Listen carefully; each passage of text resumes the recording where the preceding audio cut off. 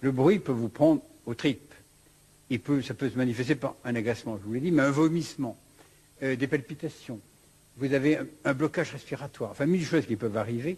Eh bien, souvenez-vous que tout ça est lié à un nerf qui s'appelle le vague. Le vague, ou la 10e paire crânienne. Le vague est un nerf fantastique. C'est le seul nerf du corps qui a toutes les fonctions. Il est à la fois moteur, sensoriel et neurovégétatif. Autrement dit, il fait tout. Il est tellement vaste comme répartition qu'il fabrique à lui seul pratiquement le parasympathique.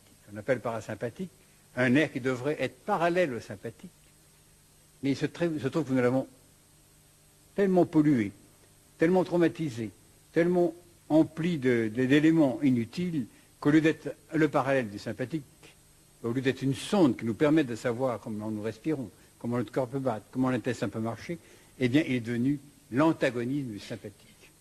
Au lieu d'en faire le moment donné la balance, eh bien, c'est lui qui empêche le sympathique de marcher. C'est pour ça que quand vous n'êtes pas bien, c'est parce qu'il y a barrage par le parasympathique.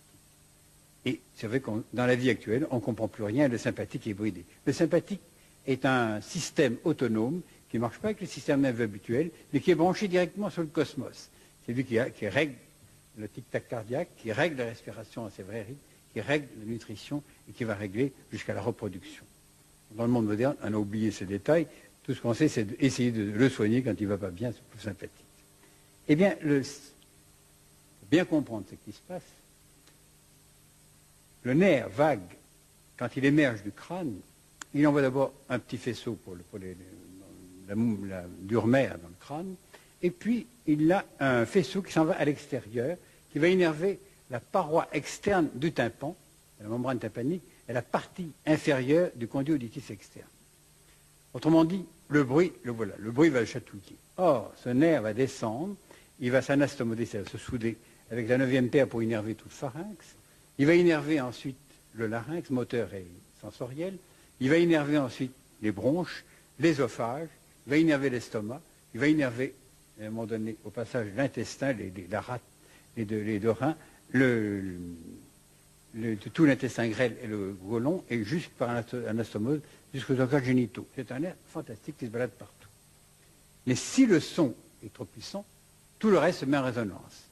Nous avons la chance ici d'avoir Mme Murase qui vient directement du Japon. Elle connaît un son qui s'appelle le kiai. Eh bien, un kiai, et on fait ça dans le judo, par exemple, on dit que c'est un son qui va tuer. Je n'ai jamais vu, j'ai analysé beaucoup de kiai. Il y en a à peu près 140. J'en ai analysé plus d'une quarantaine. Eh bien, le kiai ne tue personne. Mais quand vous faites un bon kiai, eh bien, subitement, vous êtes complètement cisaillé, vous ne pouvez plus respirer pendant quelques dixièmes de seconde, et le cœur s'égale affolement, ce qui laisse à l'autre la chance, à un moment donné, de vous attaquer un peu plus fort. Et ce même kiai, si quelqu'un qui s'est évanoui, vous faites un kiai, il se réveille, toujours parce que vous avez touché à la fois le cœur, le poumon et tout le reste. Et donc là, à un moment donné, quelque chose qui va très très fort, et je pense, et on en parlait cet après-midi, le kiai sort du ventre, du hara. Pour faire un bon kiai, il faut que le son sorte de tout l'être à un moment donné.